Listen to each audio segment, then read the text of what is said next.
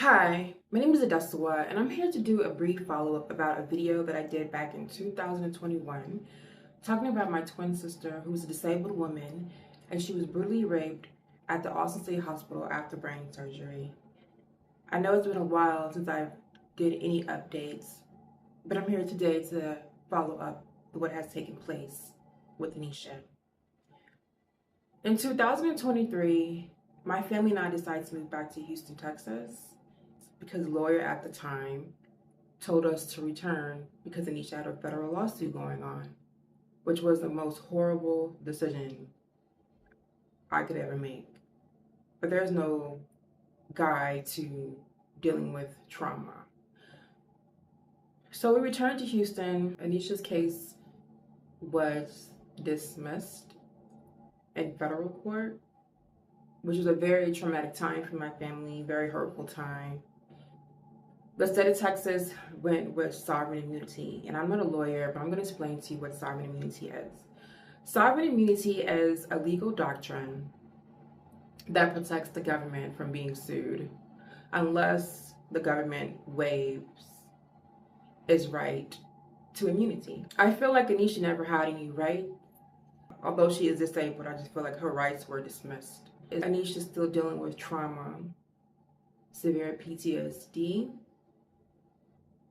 and I'm a caregiver to her, so I take care of my sister, and I see everything, and I go through everything that she has experienced with her. There's people who work in healthcare who go online and read Anisha's story and want to get her involved in the criminal justice system.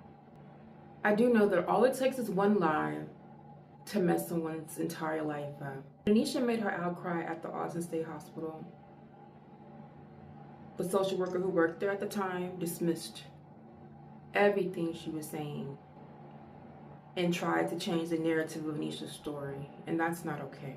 I constantly hear that people say, oh, you can't sue the government. People do what's beneficial to them. Anisha was being discharged from Ocean Behavioral Health on April 11, 2023. It's because the nursing director called 911 dispatcher. But I already set up discharge planning with the social worker. Harris County Sheriff's officers came, very aggressive. My sister is being pushed out in a wheelchair. I asked the officer, excuse me, sir, can I talk to you?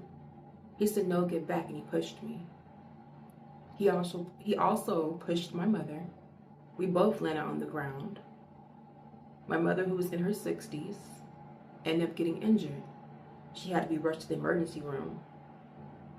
She had contusion to her spine. How do you explain that? One day in jail. Anisha spent 2 weeks. Harris County Jail is a very hostile environment. Guards yelling at inmates, inmates yelling at guards, a lot of profanity. I think that was the time that broke me the most. Be assaulted just for asking a question. I want to take this time to say thank you to Texas Jail Project. It's an amazing organization. It helps individuals who have been incarcerated get out of jail. Krish and her team are amazing. Krish is the co-founder and the executive director at Texas Jail Project. She is such a loving, understanding, and nurturing person. That's the one woman I'll never forget. Carvana Cloud was also the attorney assisting my sister into getting out of jail. Like I said, all it takes is one lie to mess someone's life up. It's not okay. People with disabilities have rights, and their rights should be respected at all times. But sometimes it's not. Sometimes it's dismissed, and I think that's what hurts me the most. I love my sister unconditionally, and I know that she'll never be the same. She didn't create what she's going through, but she has suffered for it. She's been abused by the hands of strangers. People want to constantly lie on Anisha and get the criminal justice system involved. And it's people who work in healthcare. If you want to donate to the organization, I will leave a link in my description box. If you would like to donate to Anisha's GoFundMe, I will leave a link in my description box. Thank you for watching. Take care, and God bless.